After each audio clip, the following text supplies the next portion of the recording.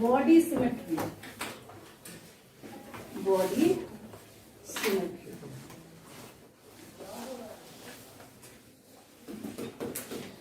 Body symmetry को जब आप देखना स्टार्ट करते हैं, 1 2 3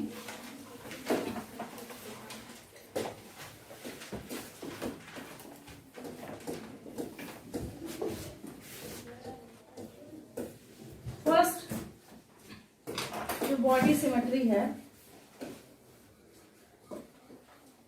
asymmetrical, second is radial symmetry, radial symmetry, third one is bilateral symmetry। बहुत इजी है, बस आपको ध्यान से क्या करना है, सबको सीखना समझना है। Bilateral symmetry, asymmetrical, radial symmetry and bilateral symmetry। asymmetry मतलब सिमेट्री है ही नहीं, मतलब सिमेट्री, कोई सिमेट्री है ही नहीं उसमें। होता क्या है, जब हम एसिमेट्रिकल को देखते हैं, किसको देखते हैं हम लोग, एसिमेट्रिकल को देखते हैं। एसिमेट्रिकल को देखने में क्या होता है कि यहाँ पे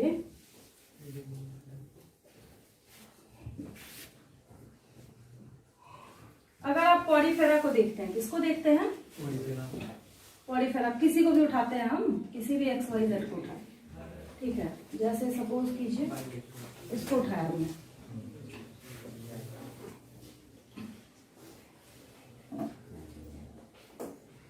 अब मैं आपसे क्वेश्चन पूछ रही हूं, क्या हम ऐसे कट करेंगे तो ये 2 इक्वल हाफ्स में डिवाइड होगा? अगर हम इसको ऐसे कट करेंगे तो 2 इक्वल हाफ्स में डिवाइड होगा? नहीं होगा।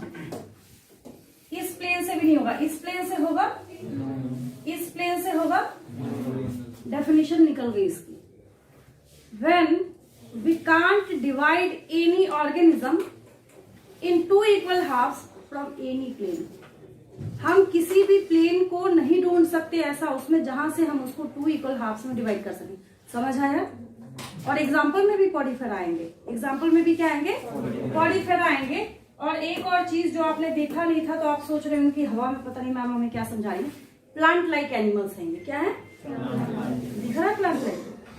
शुरू में इसको देख के किसी ने सोचा भी नहीं था कि ये क्या होंगे, एनिमल्स होंगे। क्या होंगे ये? तो क्या है ये? प्लांट लाइक एनिमल्स हैं। क्या है ये?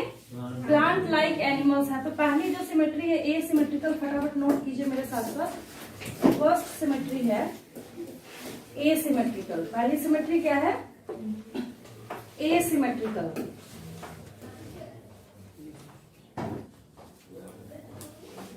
ए सिमेट्रिकल पहली सिमेट्री क्या है? ए सिमेट्रिकल। ऐसे ही लिखते भी हैं, जो आपने समझा है उसी को लिखना है, रखने की जरूरत नहीं है। When an organism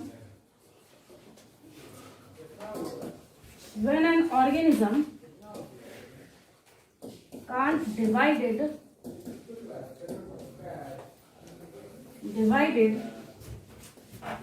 into 2 equal halves, 2 equal halves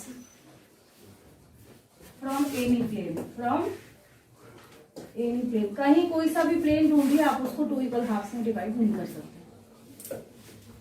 कोई दिक्कत? अब दूसरा क्या है यहाँ पे हम लोगों के पास?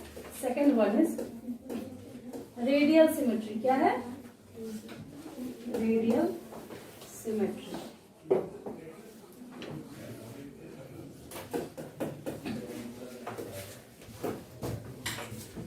इसमें पहले मैं लिख देती हूँ, फिर मैं आपको समझा देती हूँ। When an organism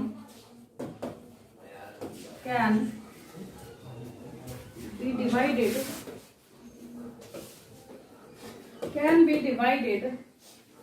into two equal halves from more than one plane, more than one planes that are passing from the center. ये लिखना जरूरी है, passing from the center. Centre से पास करना जरूरी है और ये लिखना भी जरूरी है. सेंटर से जब पास करेगा तभी आप इसको बोल सकते हैं कि हम इसको क्या कर सकते हैं, इक्वल हाफ्स में डिवाइड कर सकते हैं. अब सेंटर से पास नहीं हो रहा, मैं समझा रही, मेरे बोलने का क्या मतलब है, फटाफट नोट कर लीजिए इसको.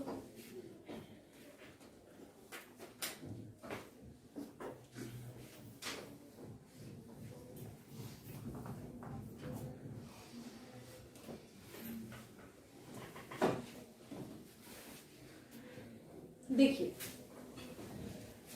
बॉल देखा है आपने, बॉल, कोई सा भी बॉल देखा ही होगा आपने. स्फेरिकल स्ट्रक्चर होता है उसका. कैसा होता है? स्फेरिकल स्ट्रक्चर होता है उसका. ठीक है, तो अगर आप उसको एक रफ पेज ले रही हूं मैं, ये नोट कर लिया होगा आप लोगों ने. अगर आप इसको यहां से काट दे टू इक्वल हाफ में, डिवाइड हुआ क्या? इक्वल हुआ क्या? नहीं हुआ. ऐसे हुआ क्या? क्राइटेरिया क्या लगाना पड़ेगा? Passing from the. अब समझ आया क्यों लिखा? वो लिखना जरूरी है. अब जैसे एक बच्चे ने लिखा कि an organism can be easily divided into two equal halves from more than one planes, और उसमें उसने लिखा ही नहीं from passing from the centre, तो मैंने पूरा क्रॉस कर दिया. अब स्टूडेंट अपनी शीट लेके आया एग्जामिनेशन की, बोला आपने काटा क्यों? मैंने बोला पूरा गलत है. कैसे गलत है? तो जो जरूरी है वो लिखा ही नहीं है. मेन पॉइंट क्या है? पासिंग फ्रॉम द सेंटर से पास करना चाहिए. कहां से पास करना चाहिए? हाँ. अब आपको एक से ज्यादा प्लेन मिल सकता है जिससे आप इसको क्या कर सकते हैं, टू इक्वल हाफ्स में डिवाइड कर सकते हैं. तो ये क्या हो गया? इसको हम लोग रेडियल सिमेट्री बोलते हैं. क्या बोलते हैं इसको? हम लोग रेडियल सिमेट्री बोलते हैं. ठीक है, रेडियल सिमेट्री जब आप देखते हैं तो रेडियल सिमेट्री आपको कहाँ देखने को मिलता है? Radial symmetry. अब जैसे निडारियंस जो हम लोग पढ़ेंगे, किसको पढ़ेंगे? निडारियंस जो हम लोग पढ़ेंगे. तो निडारियंस में क्या है? अब जैसे आपको टीनोफोरा दिखेगा, पहले आपके बुक में फाइलम लिखा है, पॉरीफेरा है, पेज टर्न कीजिए, फिर सिलेंट्राटा है, और पेज टर्न सिलेंट्राटा के नेक्स्ट साइड में टीनोफोरा एक बॉल जैसा ऑर्गेनिज्म बनाए. देखिए, टीनोफोरा निकालिए, एक और पेज टर्न कीजिए. अब देखिए दिख रहा है पेज नंबर 51 पे, राइट टॉप कॉर्नर पे वही टीनोफोरा बना हुआ ऊपर देखिए, है ना? तो उसमें रेडियल सिमेट्री होगी. उसमें कैसी होगी? ऑब्वियस है, कॉमन सेंस है. तो रेडियल सिमेट्री काफी गिने चुने और काफी कम ऑर्गेनिजम्स में पाया जाता है. स्टारफिश आएगा, जैसे कौन सा आएगा? स्टारफिश आएगा. उसमें भी क्या होगा? रेडियल सिमेट्री होगी. उसमें क्या होगा? रेडियल सिमेट्री होगी. ठीक है, रेडियल सिमेट्री समझने में कोई दिक्कत? समझने में कोई दिक्कत? सिमेट्री सब में लिखना है आपको, इसलिए मैं पूछ रही हूँ बार बार रिपीट करके. सिमेट्री समझने में कोई दिक्कत तो नहीं. अब हम लोग चलते हैं बायलेटरल सिमेट्री पे. ठीक है, तीसरे नंबर का जो है that is bilateral symmetry. Bilateral symmetry. Next क्या है? इस टर्म में ही बाय लगा हुआ है, मतलब टू इक्वल हाफ्स में डिवाइड करेंगे, एक ही प्लेन होगा. क्या होगा? Only one plane. अगर हम ह्यूमन बीइंग्स की बात करें, अगर हम किसकी बात करें? ह्यूमन बीइंग्स की बात करें, तो सिर्फ एक ही प्लेन है जहां से आप इसको टू इक्वल हाफ्स में डिवाइड कर सकते हैं. अगर आप ऐसे कीजिएगा तो पता चला कि क्या हुआ? हाफ साइड में, अपर साइड में हैंड्स आ जाएंगे, हेड आ जाएगा, लोअर साइड में पैर बचेगा. तो ये इक्वल हाफ में डिवाइड नहीं होगा. एक ही सिर्फ प्लेन है, बिल्कुल नाक से पास करता हुआ, ओनली वन प्लेन. वो भी सिर्फ उसमें भी दाएं बाएं कीजिएगा तब भी नहीं इक्वल हाफ में डिवाइड होगा। और अब जैसे मान लीजिए हम लोग क्या करते हैं, किसी को पढ़ाना है मेरे बदले, जिसकी आवाज आ रही है, जिस भी बच्चे की आवाज आ रही है आ जाइए उठ के, नहीं तो मैं सीधा पेरेंट्स को बोलती हूँ, ना मैं इंस्टीट्यूट को बोलती हूँ ना मैं अपने आप को बोलती हूँ, सीधा पेरेंट्स को बोलती हूँ मैं। सोच लीजिए बोलने के पहले, गलत बोल रही हूँ क्या? और ये जेन्युइन है, मैं बोलती भी हूँ, क्लास में भी मेरे बच्चे चुप बैठे जैसे बैठे, बट मैं यही बोलती, मैंने तो आते के साथ बोला भाई शोर मत करो, है ना? तो आप अगर सुनवाना चाहते हैं तो बोलिए। अब आप बोल रहे हैं मैंने आपको नहीं देखा, मैं इनडायरेक्ट वे में भी बोल रही हूँ, तो सुनवा तो आप उन्हीं को रहे अपनी वजह से, तो चुप होके बैठ जाइए। देखिए अब सपोज कीजिए यहां पे मैंने क्या किया, एक ऐसे रफ में बटरफ्लाई बनाया, ठीक है? तो इसमें क्या है, इसको 2 इक्वल हाफ्स में हम कैसे डिवाइड कर सकते हैं? इसका भी ओनली 1 प्लेन होगा, इसका भी क्या होगा? तो सबसे ज्यादा जो सिमेट्री पाई जाती है दैट इज बाइलेटरल। सबसे ज्यादा कौन सी सिमेट्री पाई जाती है? Bilateral symmetry. तो इसमें हो जाएगा, during bilateral symmetry organism can be easily divided into 2 equal half but by only 1 plane. एक ही प्लेन कॉपीराइटेड होगा, दूसरा प्लेन आप निकाल ही नहीं सकते। लाख सोचिए, रात भर सोचते रहिए, लेकिन आप दूसरा प्लेन निकाल ही नहीं सकते उसकी बॉडी में। उसको हम लोग बाइलेटरल सिमेट्री बोलते हैं। क्या बोलते हैं हम लोग उसको? बाइलेटरल सिमेट्री बोलते हैं। चलिए लिख लीजिए इसमें,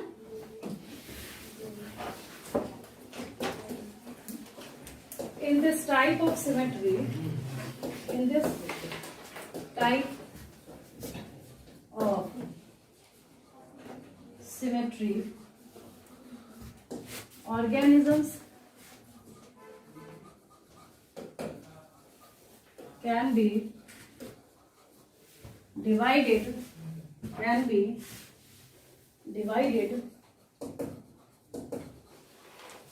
into 2 equal halves